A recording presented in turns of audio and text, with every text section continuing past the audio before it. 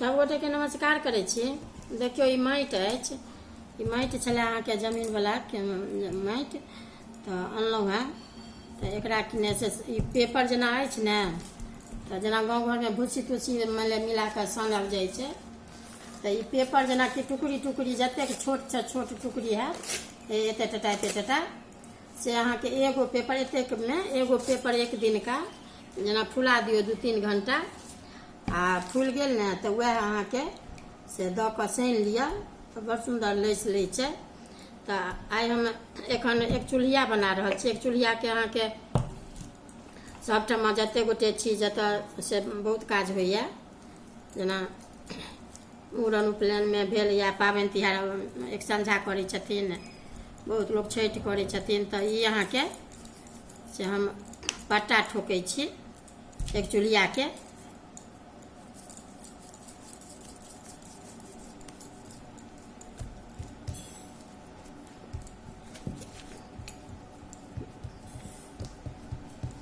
जेना देखैमे लगैए कोनो चीज केना हेतै, एहन कोनो बात नहि रहै छै, बड़ सुन्दर अहाँके बनि जाइ छै।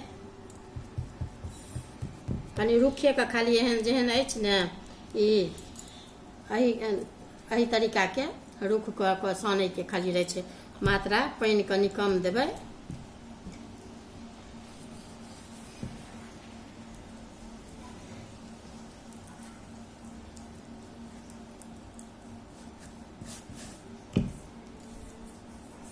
प्लास्टिक पर हम अथी करै छी, पेपर पर जेना बनेबै ने तऽ जल्दी सुखा जाइ छै, पेपर सोखि लै छै पानि। हम प्लास्टिक पर अहाँके बना कऽ देखा रहल छी।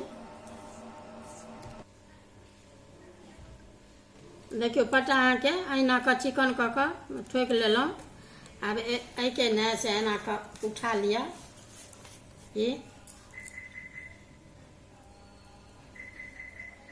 एना कऽ ठाढ़ कऽ दियौ।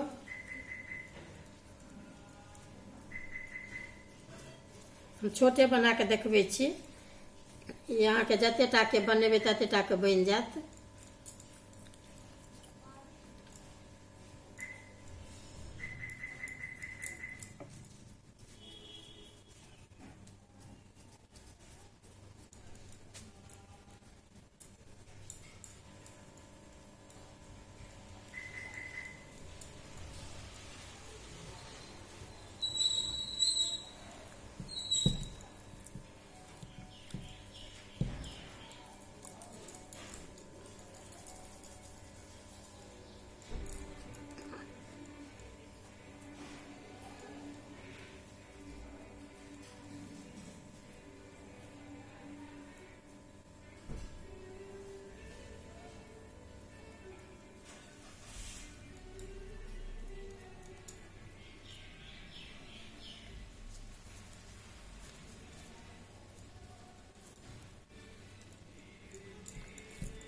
अब ई उजकुन अहाँके से जेना रहैए 3 गो, तऽ अब ई उजकुन अहाँके दै छियै।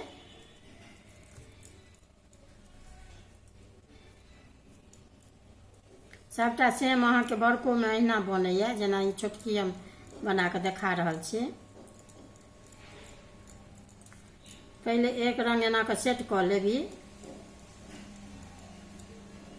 उजकुनके दऽ कऽ, तहन चिकन कऽ कऽ प्लेन कऽ कऽ अहाँ रौदमे सुखा सकै छी।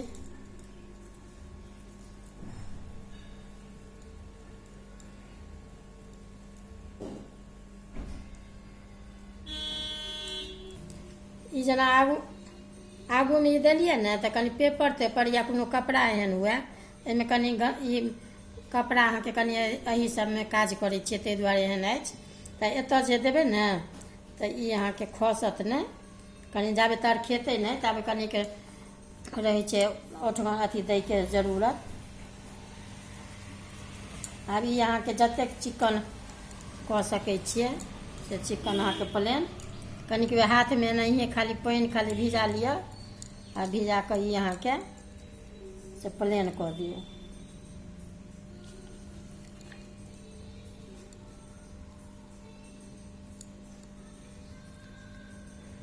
प्लेन कऽ कऽ देखा रहल छी।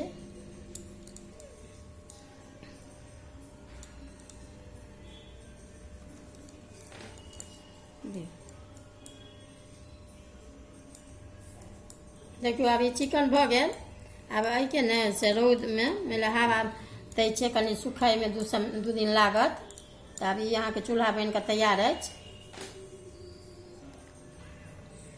देखियो लोहिया अथी जे चूल्हा देखा देलहुँ हेँ बनबैत, तऽ आब ई सुखा गेल। देखियो एहन कते सुन्दर अहाँके भऽ गेल ई पूरा चिकन चुनमुन।